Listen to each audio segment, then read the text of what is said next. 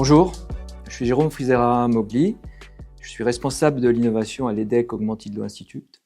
Et aujourd'hui, c'est avec grand plaisir, dans le cadre de notre club Legal Changer, dans le cadre de ces entretiens croisés, que je reçois Nathalie Dubois de Fnac Darty et Dominique Bourrinet de la Cité Générale.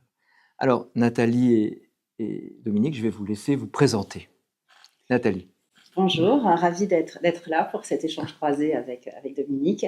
Donc Nathalie Dubois, moi je suis directrice juridique et protection des données du groupe Fnac Darty et je suis également bénévole au sein de la FJE, donc vice-présidente en charge de la formation initiale et continue et pilote du groupe scientifique ESG-RSE, un engagement qui me tient vraiment beaucoup à cœur. Bonjour, je suis Dominique Bourrinet, donc directeur juridique du groupe Société Générale. Je suis membre aussi de la FJE et participe aux activités de Nathalie en matière de RSE notamment. Merci. Alors, le club Legal Changer, quelques mots. C'est un club qui est opéré en partenariat avec Legal Sud Septéo dans le but de transformer, accompagner la transformation des directions juridiques. C'est un club où on réfléchit et c'est un club où on partage les bonnes pratiques. Un Legal Changer, pour vous, si vous deviez donner une définition, quelle serait-elle, Dominique? Legal Changer, je pense que c'est la façon dont on insuffle la transformation dans toutes les fonctions de son métier. C'est-à-dire qu'il peut y avoir deux acceptions possibles. La première, assez étroite, consistant à dire je vais simplement me concentrer sur les leviers de changement, c'est-à-dire la plupart du temps sur des outils. Et puis l'autre, beaucoup plus holistique, consiste à voir par rapport aux enjeux de transformation, qu'est-ce que je dois changer de façon à ce que l'organisation, les process, les outils, les formations soient complètement alignés. Ouais, je suis en phase. En fait, je dirais que c'est un acteur en mouvement, c'est pas un spectateur, c'est quelqu'un qui est ancré dans son temps et qui regarde vers le futur. D'accord, merci. Donc dans Legal Changer, il y a changer, il y a un changement. Si on en vient à des questions sur la place de la direction juridique dans vos entreprises, sur le changement, qu'est-ce qui a changé quand vous regardez le chemin parcouru, qu'est-ce qui a changé en 5 ans dans la place de la direction juridique dans l'entreprise?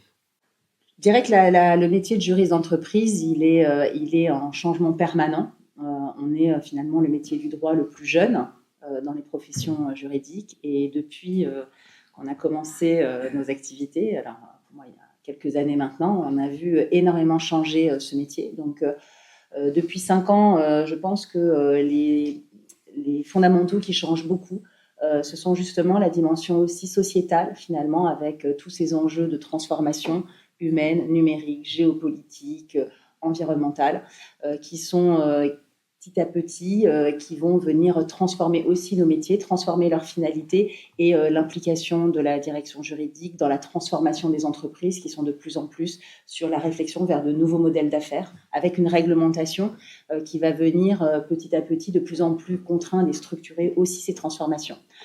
Donc les juristes sont vraiment clés pour accompagner cette transformation et l'adéquation entre les normes et les activités. Et ils ont aussi un rôle de plus en plus important à jouer en matière de soft law, qui devient aussi quelque chose qui est assez essentiel, puisque le temps de la hard law devient un petit peu compliqué face à l'urgence d'un certain nombre de transformations. Et on a vraiment cette nécessité aussi de penser les contrats comme un outil de soft law pour pouvoir accompagner les transformations. Et le contrat est, je pense, la colonne vertébrale aussi des activités, hein, puisque sans contrat, pas d'activité. Donc le rôle des juristes, pour moi, est de plus en plus important justement pour construire ces colonnes vertébrales. D'accord. Dominique? Ouais, je dirais que le rôle et le statut ont changé au cours de si on prend les choses en perspective, si on prend les 50 dernières années. Le juriste d'entreprise, effectivement, comme l'a dit Nathalie, est une fonction relativement récente.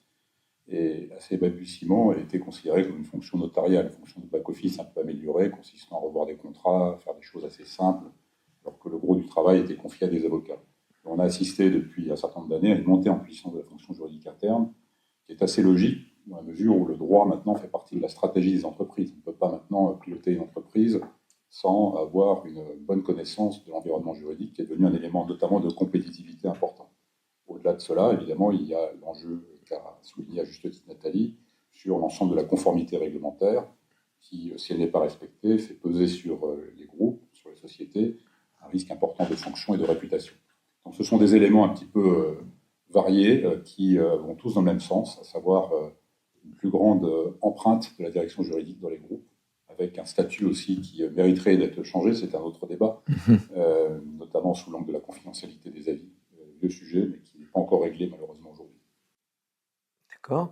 Et pendant ces 5 ans, comment avez-vous réussi à aligner les missions de la direction juridique avec les missions, la stratégie de l'entreprise? Quelles sont vos astuces ou vos bonnes pratiques? Donc c'est intéressant parce que côté Fnac Darty, on a rendu public la semaine dernière notre nouveau plan stratégique pour la période 2025-2030. Donc on est en plein justement dans cet exercice d'alignement. Donc on a un cas d'école qui est parfaitement d'actualité.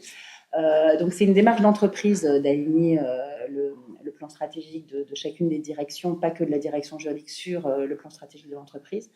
Donc la manière dont ça se passe, il y a une communication au public. Ensuite, on a des kits de communication, à la fois des formats longs, des formats courts, qui viennent expliquer le plan stratégique. Donc on a un cascading ensuite, chacun auprès de son équipe. Donc, moi, c'est un cascading que j'ai fait d'ailleurs hier, justement, avec les éléments fournis par la direction de la stratégie. On va avoir ensuite des formats courts qui vont venir préciser un certain nombre de segments du plan stratégique. Donc ça, c'est une période qui va s'écouler de juillet à septembre.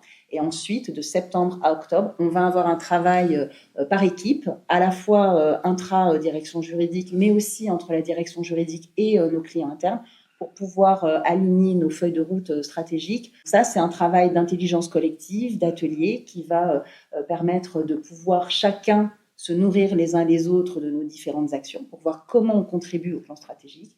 Et ensuite, il va y avoir chaque année des alignements, des bilans pour pouvoir réajuster, refaire le point, parce que c'est une itération finalement en continu d'aligner son plan stratégique sur ses opérationnels. Et ensuite, on a le plan stratégique qui concerne la direction juridique elle-même.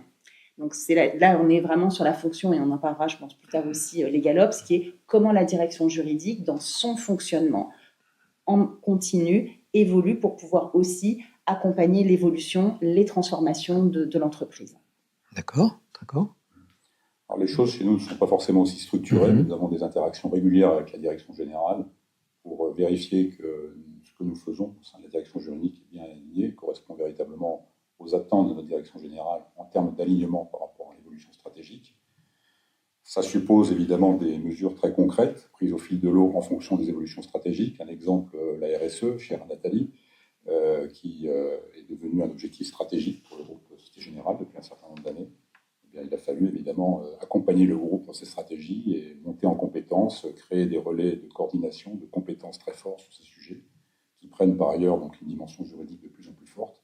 À cela s'ajoute évidemment au fil de l'eau, je dirais, dans le quotidien, une proximité avec les métiers, qui est aussi très importante, avec nécessité de multiplier les feedbacks avec ces lignes métiers, pour là aussi vérifier que nous sommes conformes à nos attentes. Et nous avons de ce point de vue-là un certain nombre d'outils, notamment des enquêtes de satisfaction, l'ouverture de nos bases de données aussi aux lignes métiers, et puis une logique de co-construction sur la base de nos outils, qui permet là aussi de s'assurer que ce que nous faisons est complètement intégré dans le groupe. Mais je pense qu'il est très très important, de façon générale, que la direction juridique ne soit pas un facteur isolé au sein de l'entreprise. Ce n'est pas une tour d'ivoire, c'est au contraire un service qui doit être considéré comme non seulement comme une fonction stratégique transversale, mais également comme un observatoire de l'ensemble du groupe, parce que nous avons une vision sur l'ensemble du groupe aussi. Donc cet apport stratégique mentionné Nathalie peut aussi prendre, disons, la forme d'un regard aussi sur ce qui se passe dans le groupe, parce que nous avons aussi possibilité aussi de faire avancer un certain nombre de choses sur la base des observations que nous pouvons avoir.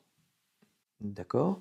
Dans les missions de vos directions juridiques, on parle communément de missions de sécurisation des affaires ou de business partnering. Est-ce qu'il y a des missions dans les 5 années, voilà, en chemin parcouru, il y a des missions qui vous ont surprise, des choses assez inattendues auxquelles vous avez dû faire face? Je pense il y a une mission qui devient de plus en plus importante, et c'est quelque chose qui est assez partagé, c'est la dynamique de formation. C'est vrai que les directions juridiques ont de plus en plus d'enjeux de formation pour pouvoir faire progresser la culture juridique et la place du droit au sein de l'entreprise. Les directions juridiques font partie des directions les plus petites au sein des entreprises. On n'a pas la taille des directions financières ou des directions des ressources humaines. Donc, on doit composer finalement avec des effectifs qui sont réduits par rapport au nombre de collaborateurs de l'entreprise. Et donc ça nécessite d'avoir une vraie réflexion sur comment avoir un impact pour pouvoir transmettre des messages, former, acculturer. Il y a aussi une problématique de turnover dans les équipes opérationnelles qui fait qu'en fait, c'est un exercice sur lequel il faut se réinventer en permanence. Et ça, c'est quelque chose qui nécessite petit à petit, je tendance à dire, une professionnalisation des directions juridiques en matière de formation, à la fois de capacité à véhiculer des messages, à travailler le langage juridique clair, de travailler aussi la dimension legal design pour pouvoir aussi avoir des visuels synthétiques et impactants.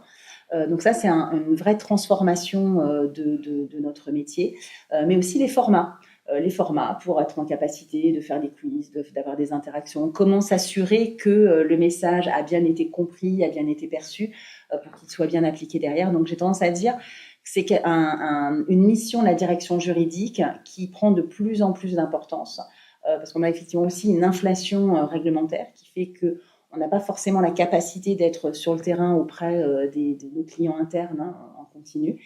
Et donc, cet enjeu de formation et de s'assurer que les messages sont reçus, compris et appliqués, en fait, est un enjeu qui est très, très structurant. D'accord. Non, je suis tout à fait d'accord avec ce que Nathalie vient de dire. J'ajouterais quand même qu'un enjeu peut-être un peu plus récent par rapport à ces éléments de formation, de communication qui sont tout aussi importants, c'est d'avoir une approche, et Nathalie vient de prononcer, une approche beaucoup plus structurante. C'est-à-dire s'interroger maintenant, notamment avec l'arrivée quand même des outils d'IA, d'intelligence artificielle, sur la place de la fonction juridique dans la chaîne de valeur. Et ça, c'est un élément absolument central qui va déterminer, je pense, dans les 5 ans qui viennent, un certain nombre d'orientations pour être certain que, de façon très fluide, en utilisant maintenant les nouvelles technologies, mais pas seulement ça, en utilisant aussi des process peut-être un petit peu différents, sur des approches peut-être un petit peu nouvelles, eh bien, on reste en phase de cohérence et de parfaite cohésion avec la production de services par l'entreprise. Et ça suppose évidemment qu'il y ait une réflexion sur la place du juridique dans la chaîne de valeur et qu'elle soit menée non pas en chambre par les juristes, mais en étroite co-construction avec les lignes métiers. Alors, ce n'est pas forcément le chemin le plus facile parce qu'il faut apprendre, comme l'a dit Nathalie, à parler le même langage. Il faut se mettre d'accord aussi sur des modes opératoires. Chacun a tendance à avoir un peu midi à sa porte, ce qui est bien, ce qui est tout à fait normal. Donc ça prend du temps, mais en général, les résultats ensuite permettent d'être a posteriori content d'avoir pris cette initiative. Si je peux rebondir, effectivement, cette question de la chaîne de valeur, elle est assez essentielle et c'est une vraie réflexion qu'on doit avoir comme juriste, c'est quelle est ma valeur ajoutée quand on fait des choses. Et c'est vrai que parfois, en fait, on est un peu surpris par la capacité des juristes qui sont quand même, qui sont toujours très impliqués dans ce qu'ils font, à faire des choses sans forcément se poser la question de savoir est-ce que c'est à moi de les faire. Et ça, c'est un vrai enjeu pour les juristes d'avoir toujours une pensée critique mais constructive, se poser la question de la valeur ajoutée et de pouvoir retravailler en permanence avec ces parties prenantes internes les RACI. Qui est la bonne personne pour faire telle tâche? Et ça, c'est très évolutif. Donc, quand on parle des legal changers, être aussi un legal changer, c'est se reposer cette question en permanence des RACI entre les différentes parties prenantes internes. Et ce qui était la bonne organisation un jour n'est pas la bonne organisation demain et pas forcément celle d'après-demain. Et donc, il y a cette nécessité en permanence d'être en capacité d'avoir un regard critique sur sa propre organisation et sur les RACI en cohérence avec les parties prenantes. On n'a pas toujours effectivement les mêmes intérêts et les mêmes visions, donc c'est un dialogue qui doit se nouer. C'est vraiment une relation de confiance pour avoir toujours en ligne de mire quel est l'intérêt de l'entreprise et pas l'intérêt de sa fonction propre dans l'organisation. Ouais. Je peux même me permettre peut-être d'ajouter que la valeur ajoutée, elle doit être constituée non pas aux bornes de la direction juridique, enfin, si c'est le cas, c'est déjà pas mal, mais aux bornes du groupe. C'est là où l'intégration à la chaîne de valeur fait sens, à mesure où il y avait une publicité il y a quelques années, je crois que c'était Danone, qui disait ce qui se voit à l'extérieur se voit aussi à l'intérieur. Ça commence un petit peu à dater, mais je crois que c'est exactement ça, la bonne image, c'est qu'à partir du moment où on travaille les process internes de chaîne de valeur et qu'on s'y intègre, eh bien, ça reflète positivement, y compris sur l'offre extérieure de l'entreprise. Donc de ce point de vue-là, les juristes ont un rôle à jouer aussi en quelque sorte, dans la présentation, dans la façon dont le business d'une entreprise est présenté aux clients et conduit par l'entreprise. D'accord. Est-ce qu'en termes de création de valeur, dans quelle mesure dans vos directions, dans vos équipes, on prend en compte cette donnée? Est-ce que concrètement aujourd'hui on y est ou comment on y va? Sur les indicateurs. Il n'y a pas vraiment de consensus sur le sujet, c'est toujours un questionnement. C'est vrai qu'on est quand même un certain nombre finalement à dire que c'est pas quelque chose qu'on nous demande à nous, direction juridique, de prouver quelle valeur on a. Donc c'est pas une demande qu'on a en règle générale pour la majorité d'entre nous de nos directions générales. Donc la question des indicateurs, c'est pas tant une question pour moi de création de valeur, c'est aussi une question d'efficacité et d'être en capacité justement de pouvoir en fait faire évoluer en permanence son organisation. Comme on disait, finalement, c'est de mesurer du coup les irritants, de mesurer, d'évoluer, pour sans arrêt se poser la question, est-ce qu'il y a un travail à faire pour venir mettre de la fluidité, se dire qu'on va avoir des stop do it, qu'on va avoir des choses qu'il va falloir retravailler avec ces métiers. Et donc, les indicateurs, ils doivent être positionnés en permanence au service, finalement, de l'organisation de la direction juridique et de ses interactions avec les parties prenantes internes. Donc, il y a vraiment cette nécessité d'avoir toujours, finalement, un fonctionnement et des process qui sont fluides. Et les indicateurs, quand on discute avec les clients internes, ils les perçoivent aussi comme ça, parce qu'il n'y a pas de questionnement sur la création de valeur de la direction juridique par les parties prenantes internes. On est plutôt effectivement sur comment on travaille ensemble et comment on fait évoluer au fur et à mesure notre fonctionnement collaboratif au fur et à mesure de justement l'exécution d'un plan stratégique, l'implication dans les dossiers. Donc on est plus effectivement, je trouve, sur une collaboration et un travail d'intelligence collective bien huilé sur ces questions d'indicateurs, plus que sur une question de création de valeur qui n'est pas forcément une demande qu'on a des parties prenantes internes. D'accord. Non, je rejoins Nathalie sur le fait que la mission principale d'un service juridique, il ne faudrait pas tomber dans un excès inverse de ce point de vue-là, qui consiste à défendre les intérêts de l'entreprise et à la protéger juridiquement. Qu'elle crée de la valeur par rapport à ce qu'on vient de dire, ça va de soi. Je pense qu'effectivement, le fait de défendre l'entreprise constitue une création de valeur. Maintenant, la question des indicateurs, évidemment, est assez sensible parce qu'on considère, a priori, dans une entreprise, ne serait-ce que pour parler un langage commun, que ce qui ne se mesure pas n'existe pas. C'est souvent ce qu'on entend. Donc, il faut quand même essayer, je pense, de voir ce que l'on peut faire pour mettre en place des indicateurs, mais en étant attentif à la qualité des données et aux modalités de collecte. J'ai trop souvent été dans des situations où on me disait il faut mettre en place des indicateurs, et puis à la fin, on se rendait compte qu'on n'avait pas la qualité des données, et qu'ensuite, on n'avait pas la mesure, on n'avait pas la moyen de la collecter. Donc, de ce point de vue-là, je pense qu'il vaut mieux avoir une approche modeste avec des indicateurs qui reposent sur des données fiables, ce qui est déjà un défi en soi, où la modalité de collecte, si j'ose dire, ne dépasse pas, le coût de la modalité de la collecte ne dépasse pas l'intérêt, en quelque sorte, du résultat qu'on peut attirer. Et à partir de là, voir comment communiquer sur ces résultats, qui ne peuvent être que des indicateurs. Ça ne peut pas être par définition un instrument unique de mesure de la performance. Il y a beaucoup aussi de confusion sur ces sujets entre la mesure du risque, la mesure du résultat et la mesure de la performance. Il y a plusieurs indicateurs possibles et je vois quand même qu'il y a une certaine confusion sur ces sujets. Donc nous, on a deux sets d'indicateurs qui sont très certainement imparfaits, mais qui reposent au moins sur des données qui sont fiables et avec une modalité de collecte qui nous laisse quand même du temps pour faire autre chose. D'accord. Les indicateurs doivent être au service du pilotage. Exactement, et pas l'inverse. Et pas l'inverse. Absolument. Ok. Donc, depuis quelques années, on assiste à la montée de la fonction legal opération en entreprise, en direction juridique. Chez vous, comment ça se passe ? On a souvent des nouveaux termes pour pouvoir qualifier des choses qui, quelque part, ont toujours existé. Alors, avant qu'on appelle ça les legal ops, moi j'appelais ça le transverse. C'est finalement tout ce qui va faire qu'une direction juridique fonctionne. Donc, c'est vraiment tous les segments de fonctionnement. Donc, on est plutôt effectivement, par contre, sur une professionnalisation de cette fonction legal ops, une meilleure structuration, une meilleure compréhension. Donc, on rationalise finalement a posteriori ce qu'on faisait pour pouvoir mieux le faire. Et c'est une très bonne chose. Il y a un débat sur le fait de créer une fonction ou de ne pas créer une fonction legal ops. on n'a pas forcément tous les mêmes approches, mais ça dépend aussi finalement de sa direction juridique, de ses enjeux et d'où on part.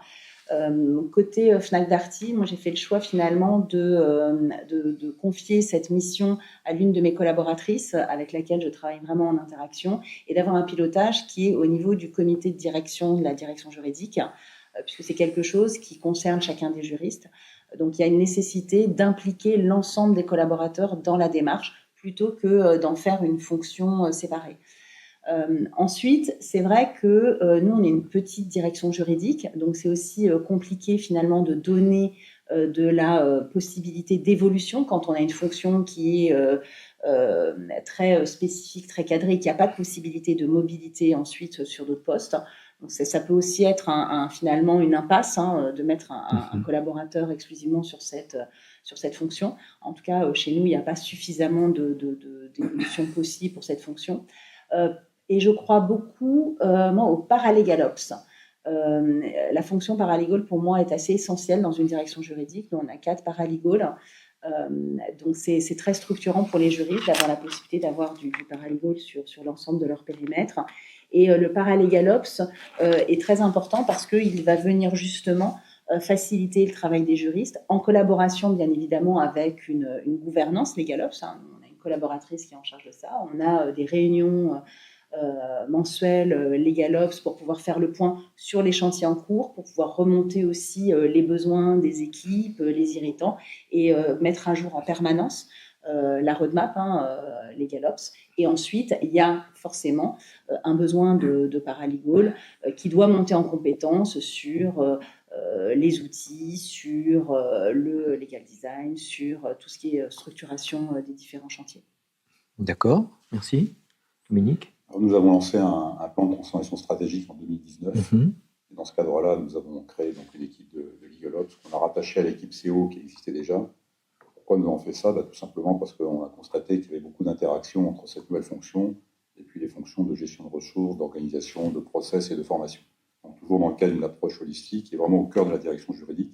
On a développé donc cette équipe qui aujourd'hui donc regroupe, sur la partie Legal Ops, regroupe une taille critique assez importante, avec des profils principalement non juridiques. D'accord. C'est un choix aussi qu'on a fait. On essaye aussi de faire évoluer des juristes, et il y en a de plus en plus, heureusement, vers ces fonctions qui sont passionnantes et qui, pour un juriste, aujourd'hui, constituent une évolution très intéressante.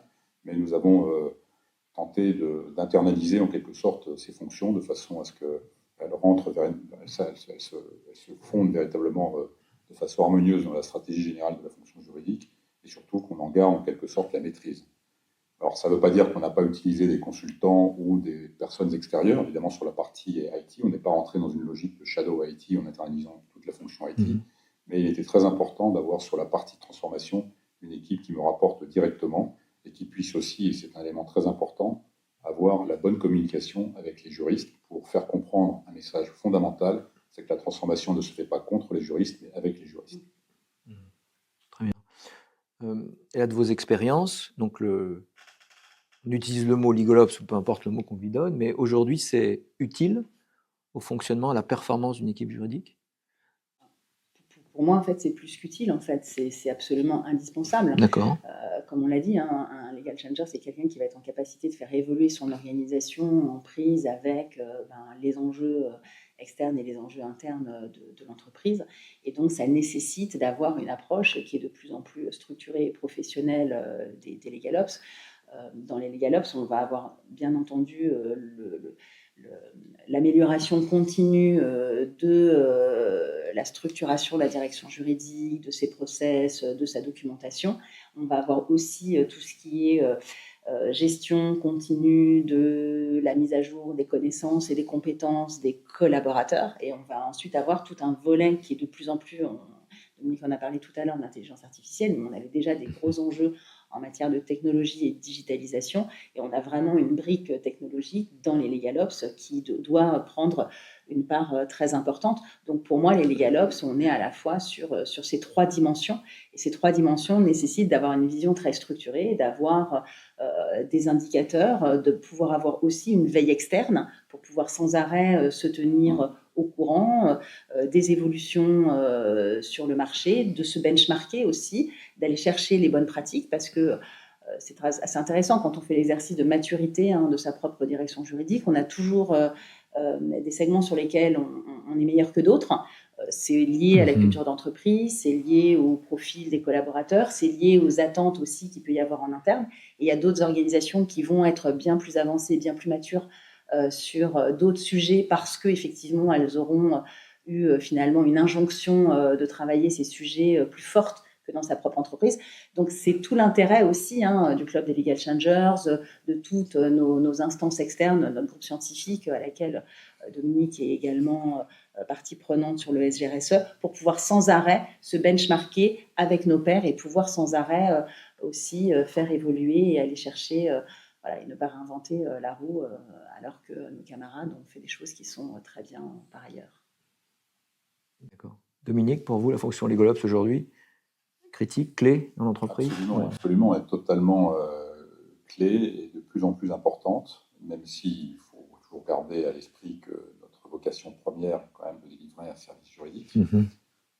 Mais l'outil notamment et le contenant prendra une importance de plus en plus importante, excusez ce pléonasme, de plus en plus prégnante, si j'ose dire, dans les années qui viennent par rapport au contenu.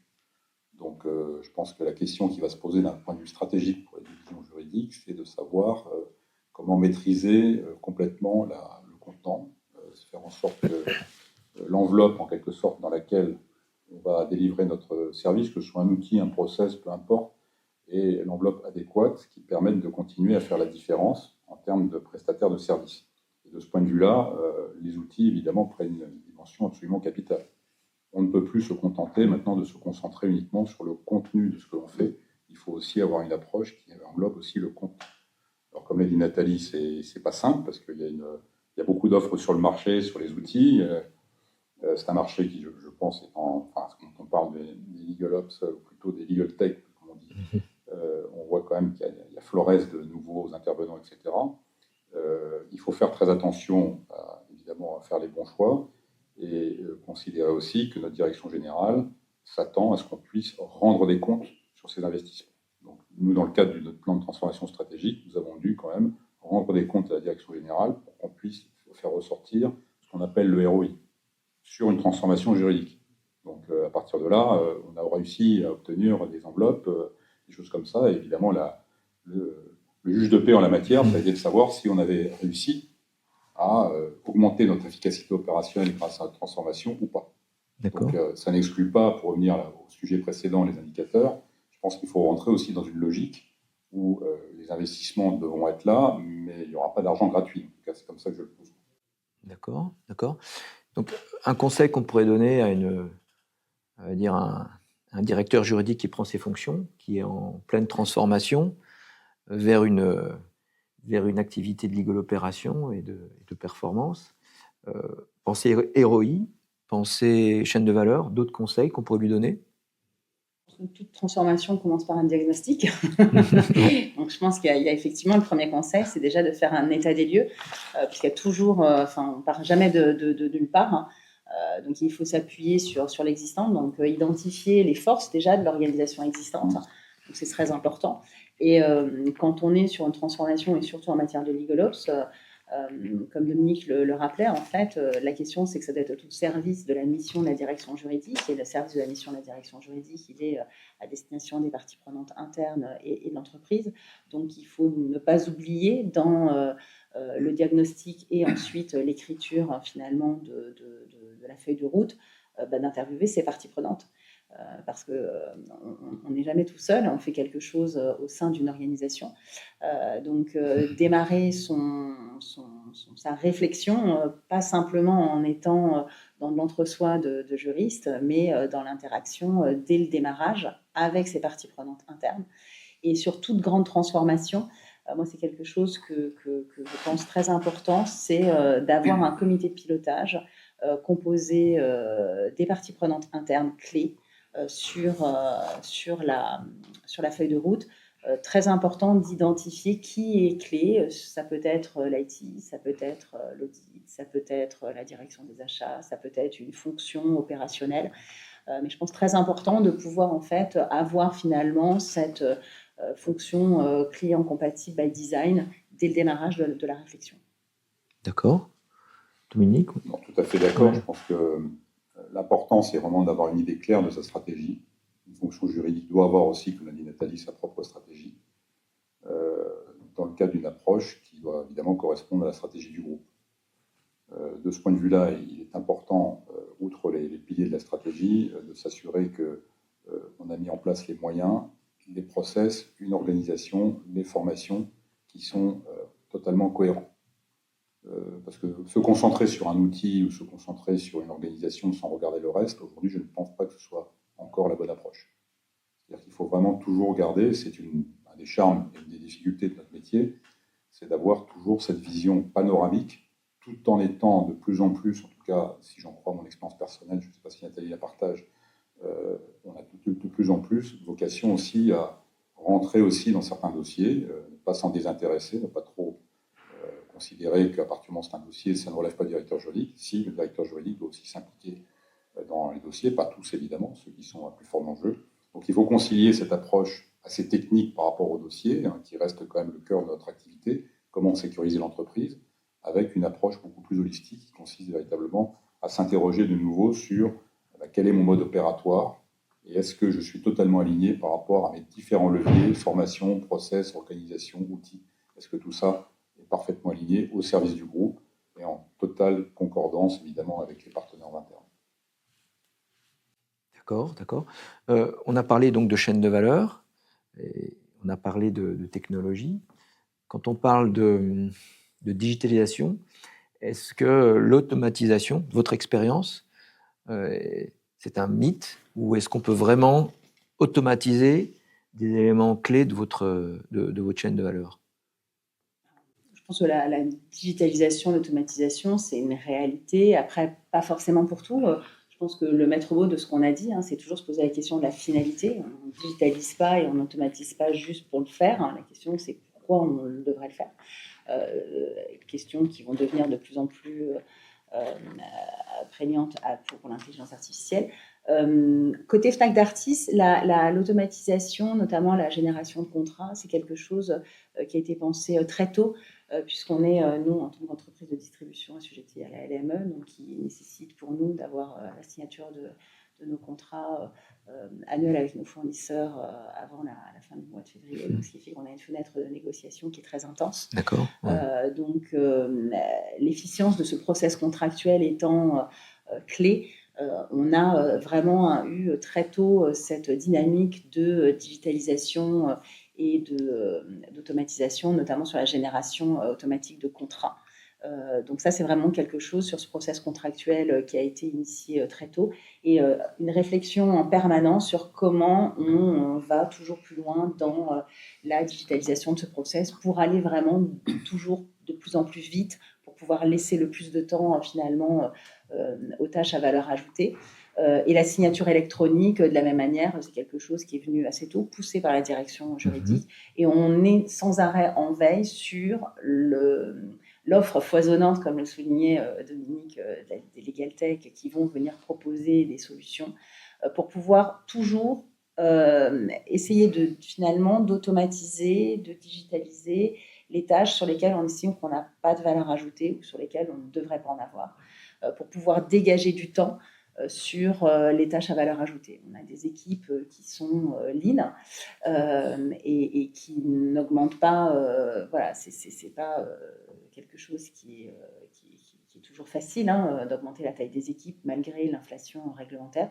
Donc on a sans arrêt ce questionnement de qu'est-ce qu'on peut effectivement finalement laisser à la machine pour pouvoir mettre l'humain là où il a, et ça va être tous les enjeux aussi avec l'intelligence artificielle, là où il a vraiment pleinement sa place.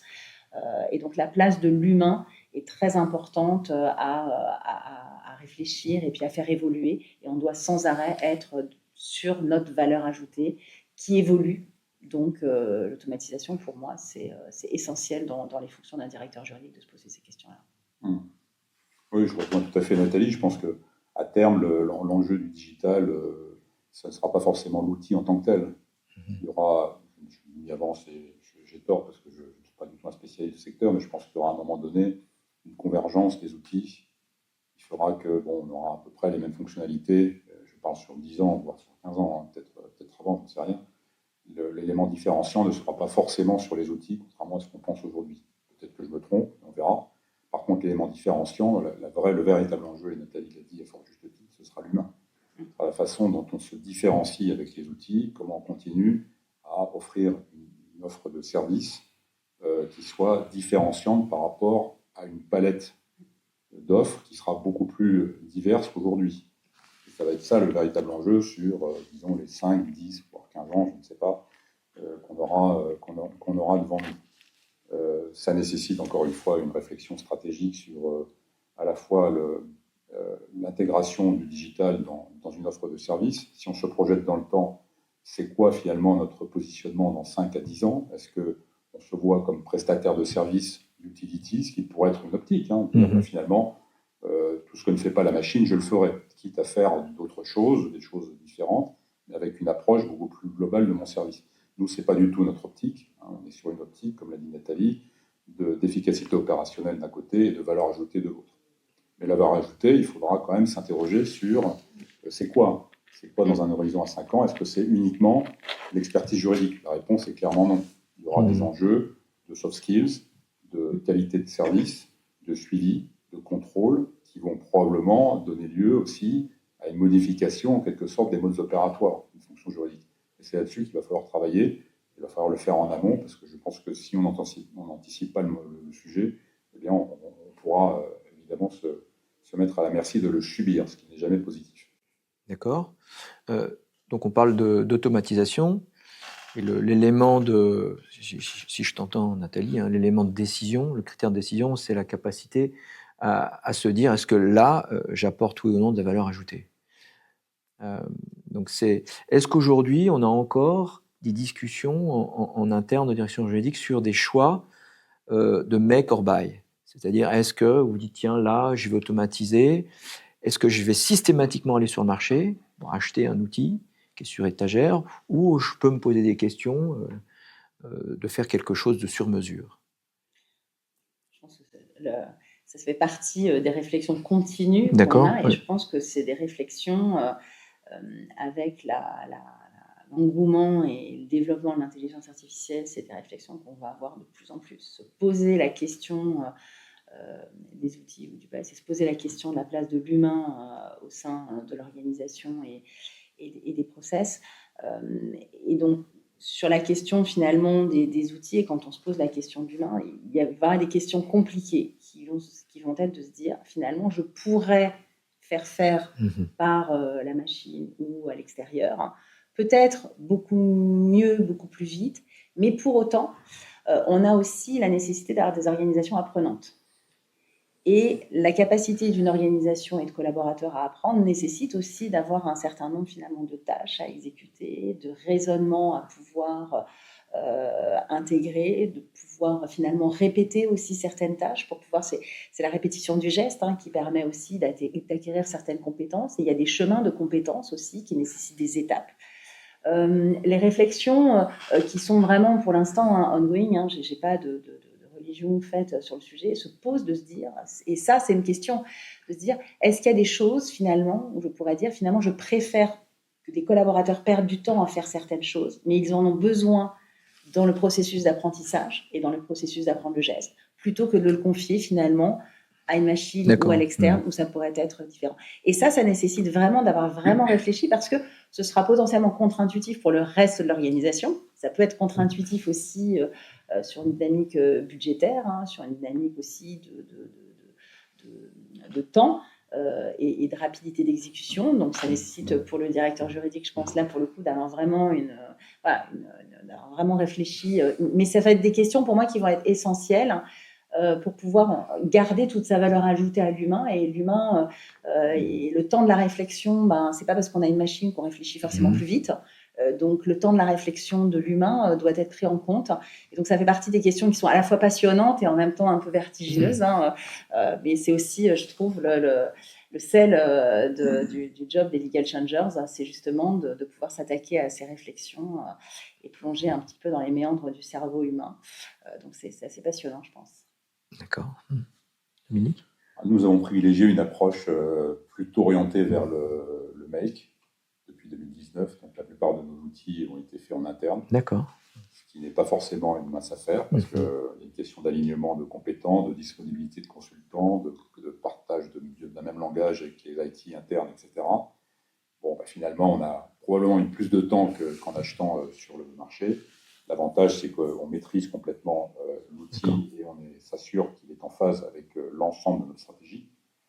Je ne vais pas rentrer dans le détail de ce que nous avons fait en termes d'outils par rapport à ces éléments stratégiques. Ça a aussi un certain nombre, évidemment, d'obstacles, enfin plutôt de choses auxquelles il faut faire attention. Les choses ne font pas forcément assez vite. Mais on reste quand même en maîtrise de l'ensemble du dispositif. L'essentiel étant que le dispositif qu'on met en place reste évolutif. Tout à fait, ok. Parce qu'on sait qu'on change de siècle à peu près tous les 10 ans en ce moment. Je ne sais pas de qui est cette certification, en tout cas pas de moi.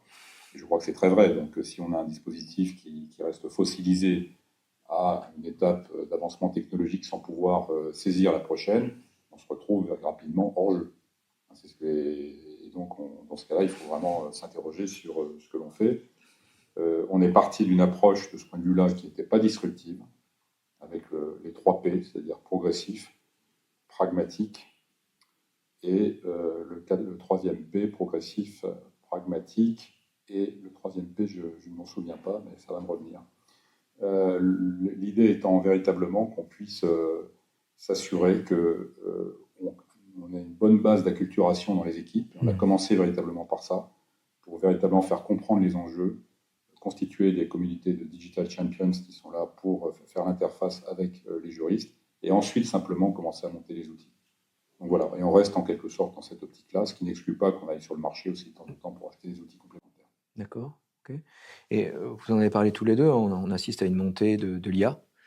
Beaucoup de choses se disent, beaucoup de choses qui se font bien, d'autres qui se font encore de façon hasardeuse. Comment est-ce que vous en êtes où dans l'IA? Est-ce que c'est déjà intégré dans vos équipes? Est-ce que vous avez déjà une vision claire? Vous explorez? Où est-ce que vous en êtes? Nous, côté Fnac Darty, on a la chance d'avoir un sujet qui est pris vraiment au global aussi de l'entreprise, donc avec une gouvernance qui s'est mise en place, des ateliers collaboratifs qui réunissent l'ensemble des fonctions sous la houlette de la direction de la stratégie, des dispositifs de formation qui sont déployés avec 100% des collaborateurs formés à l'IA, y compris nos vendeurs, donc chacun dans son métier. Donc on a vraiment pris le sujet de manière très globale et très structurée au niveau du groupe. Et ensuite, côté direction juridique, on a lancé nous-mêmes notre propre chantier d'exploration des différents use cases, à la fois en relation avec la direction de la stratégie sur des projets qui sont combinés avec un mix direction juridique et client interne sur des use cases qui sont finalement partagés, et pour notre propre fonctionnement dans la dimension LegalOps. Pour la première fois, on a intégré... alors c'était pas comme chez Dominique où c'était déjà le cas sur les LegalOps, mais nous, un stagiaire qui n'est pas juriste, donc qui est sur une formation informatique, pour pouvoir justement nous mettre en place notre propre cellule de réflexion et d'expérimentation des différents use cases, et de pouvoir le documenter, parce que pour le coup, je pense que ça va être très important d'avoir des indicateurs justement pour se poser la question, de dire pourquoi je ferai appel à de l'intelligence artificielle sur telle tâche ou dans le cas de telle mission. Quel est le gain? Parce qu'il y a un coût environnemental de l'intelligence artificielle. Il y a aussi un coût, on l'a dit, sur la dynamique d'apprentissage. Donc, on doit bien se poser la question, finalement, quels sont les coûts versus les bénéfices, et pouvoir derrière le démontrer, puisqu'il va y avoir, je pense, le temps ensuite, dans les regards des organisations sur... est-ce que finalement on peut avoir de l'optimisation, et cette optimisation, est-ce que finalement elle nécessite moins d'humains? Je pense qu'on sait qu'il y a déjà certains endroits où c'est déjà le cas, et la réponse a déjà été apportée à certains endroits. Et donc c'est clairement quelque chose sur lequel il faut avoir en tête que dans l'operating model de la direction juridique, quel est finalement l'investissement en ressources financières, en ressources humaines, en ressources technologiques, et où est-ce qu'on place les curseurs. Ça va nécessiter de l'accountability, et donc pour cette accountability, il faut que la démarche de réflexion sur l'intelligence artificielle intègre ces indicateurs pour pouvoir justifier aussi les décisions qui vont être prises. D'accord. Dominique, quelque chose?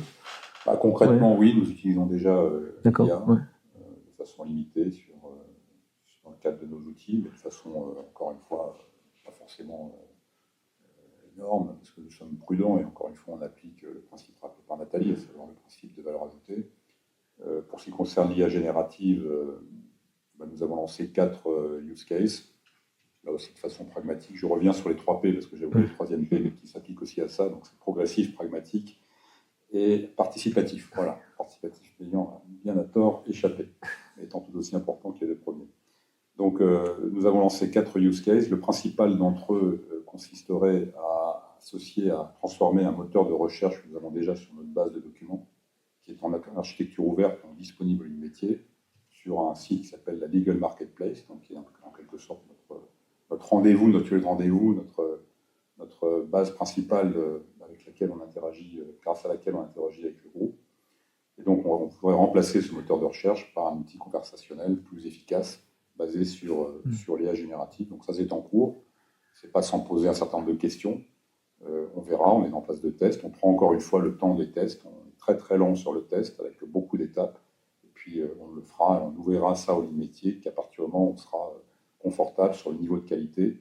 Les datas, a priori, on a travaillé pendant de nombreuses années sur les datas, donc après, on devrait quand même maîtriser la qualité, ce qui est absolument fondamental, parce que sans qualité de data, il n'y a pas d'IA possible. Et ensuite, il faudra voir si on est confortable pour donner tout ça en architecture ouverte aux lignes métiers. Ça veut dire clairement qu'elles pourront aller sur nos bases, saisir un sujet et avoir directement la réponse basée sur à peu près 2000 documents, templates qui seront à leur disposition. Et peut-être, du coup, pour rebondir sur ce que dit Dominique, nous, on a le use case sur lequel on est en train de réfléchir, c'est la création d'un agent en matière contractuelle, puisqu'on a un closier et qui permettrait là de pouvoir en fait benchmarker les contrats qui viennent de nos parties prenantes, parce qu'on n'a pas toujours nos templates, nos contrats types qui sont utilisés, et donc là de pouvoir avoir une analyse des clauses au regard de notre closier. Donc on est en train de travailler sur cet agent. Alors mais on est vraiment là au démarrage, mais c'est vraiment parmi les use cases sur lesquels on réfléchit, cette question de l'agent contractuel, c'est le sujet qui nous semble assez intéressant, parce que ça permettrait de gagner pour le coup beaucoup de temps dans la mesure où on a déjà la disponibilité d'un closier pour l'ensemble des juristes. D'accord. Donc tech is king. Si je vous dis talent is kong, la gestion des talents dans la gestion de l'intelligence artificielle, quels sont les grands enjeux de gestion des talents pour vous? Je pense que l'enjeu de formation, l'enjeu de formation est essentiel. Il est essentiel parce qu'il y a un enjeu aussi on a une obligation d'employabilité de nos collaborateurs, hein, donc on a une obligation de formation de nos collaborateurs, ce qui par rapport à l'intelligence artificielle dans la gestion des talents soulève quand même aussi beaucoup de questions. Parce qu'on va être dans une phase de transition où il y a des entreprises qui vont former et qui vont utiliser l'intelligence artificielle, certaines très fortement, d'autres non.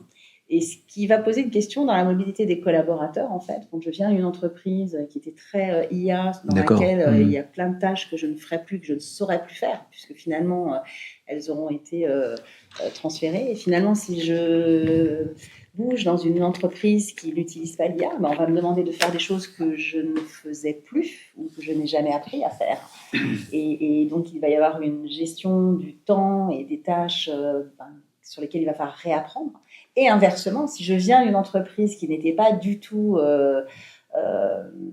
mature sur l'intelligence artificielle et que j'arrive dans une entreprise qui finalement a un attendu de compétences en matière de connaissances et d'utilisation de l'outil, inversement, il va y falloir réapprendre le métier. Donc, dans la gestion des talents, c'est un point de difficulté, vigilance. En tout cas, c'est quelque chose que, en tant que manager, on va devoir prendre en compte. C'est finalement la mise à jour des connaissances et des compétences vers le haut et vers le bas, paradoxalement. Et donc ça, c'est quelque chose sur lequel on doit beaucoup travailler. Donc, c'est aussi quelque chose qui me questionne, moi, dans le cadre de mes fonctions bénévoles au sein de la JE, sur la manière dont nous allons collectivement nous saisir de cette nouvelle donne, puisque je pense que c'est finalement une responsabilité collective des directions juridiques, puisque ça nous concerne tous. Donc c'est probablement des solutions que nous devons réfléchir ensemble sur cette gestion des talents et cette mise à jour de leurs connaissances et de leurs compétences en matière d'intelligence artificielle. C'est un point de vigilance. D'accord, merci. Dominique? Oui, je suis tout à fait d'accord avec ce qu'a dit Nathalie. Je pense qu'il y a un enjeu fondamental d'alignement des compétences par rapport à la vision stratégique qu'on peut avoir. On a lancé non pas des programmes spécifiques, mais des priorités de formation basées sur l'attendu en termes de compétences dans les 5-10 ans qui viennent. On a fait ça il y a un certain temps, je pense que ça reste valable aujourd'hui. Consiste à développer les talents comportementaux, très importants, ce qu'on a dit tout à l'heure, mais pas seulement, aussi la maîtrise des outils, être bien confortable avec les outils, donc avec un enjeu aussi d'allègement de la charge mentale via la connaissance des outils, puis la connaissance du monde bancaire et financier, pour être certain d'être capable de parler le même langage avec les lits métiers. Donc tout ça complète un dispositif de formation technique qu'on a mis en place via un outil spécifique qui donne la possibilité de façon autonome aux juristes de se plugger, si j'ose dire, les formations d'avocats directement, sans pour autant que ce soit organisé sur une base top-bottom. C'est à chaque jury de s'organiser, un petit peu ce système Groupon, parce que ça existe encore. À une époque, il y avait ça, où chacun pouvait contacter 10 personnes, mettre en place, rapprocher ensuite un fournisseur. C'est exactement le même principe. Ça permet à chaque juriste d'avoir un programme plus autonome par rapport à ses besoins, tout en étant conforme à notre volonté d'augmenter la valeur ajoutée des juristes. On a mis aussi en place un référentiel de compétences qui reflète les valeurs du groupe et qui permet aussi de baliser en quelque sorte les évolutions des juristes, non pas seulement par rapport à d'éventuelles évolutions managériales, mais par rapport à d'autres étapes de leur carrière qui leur permettent là aussi de se projeter en quelque sorte de façon un peu plus objective dans leur futur. À cela s'ajoute donc, je pense, un élément très important qui est de comprendre qu'on est quand même maintenant entré dans une logique de réseau, où évidemment, il faut toujours des managers, c'est important, mais la qualité d'une direction juridique se fera aussi par rapport à la qualité des réseaux, ce qu'on appelle l'horizontal leadership. On a essayé là aussi très modestement de développer en multipliant donc les formations sur la gestion de projet, des responsabilités transversales sans responsabilité managériale, ce qu'on appelle les lead lawyers, des legal practice group et d'autres choses comme ça qui visent à véritablement insuffler des esprits de coopération basés sur le principe très simple qu'on est dans un monde compliqué, les réglementations ne vont pas se simplifier et tout le monde doit comprendre qu'il ne sait pas tout. Donc il y a un phénomène d'interdépendance fructueuse qu'on peut développer via une logique de réseau.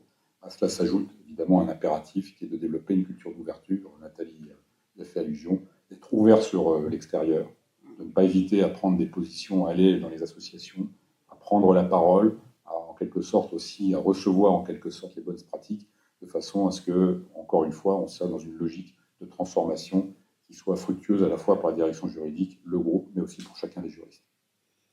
Pour rebondir sur ce que dit Dominique, c'est cette notion de réseau, elle est essentielle. Tous mes juristes sont adhérents à la FJE. Ça permet aussi d'avoir accès à beaucoup de contenus divers et variés, justement, pour l'ensemble des collaborateurs.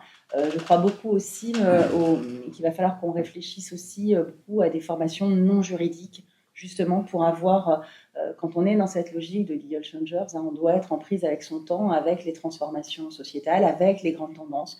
Et donc, il y a une nécessité, et ça, c'est qu'il y a une démarche que les juristes, de manière générale, ont un petit peu du mal à faire. Ils ont toujours tendance à aller sur les formations d'expertise. Bien entendu, notre responsabilité, c'est d'en mettre en place.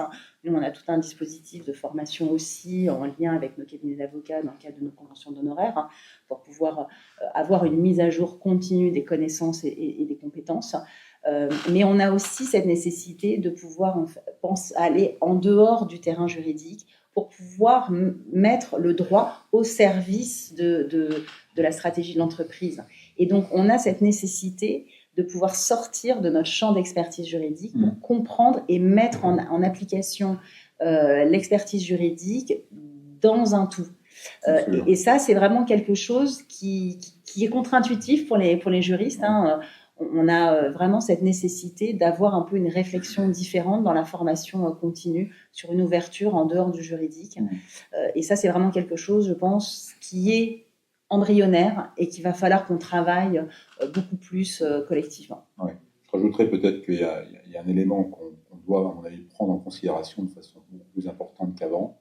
C'est au moment du recrutement et éventuellement aussi au moment de la politique de gestion, c'est la curiosité, tout simplement.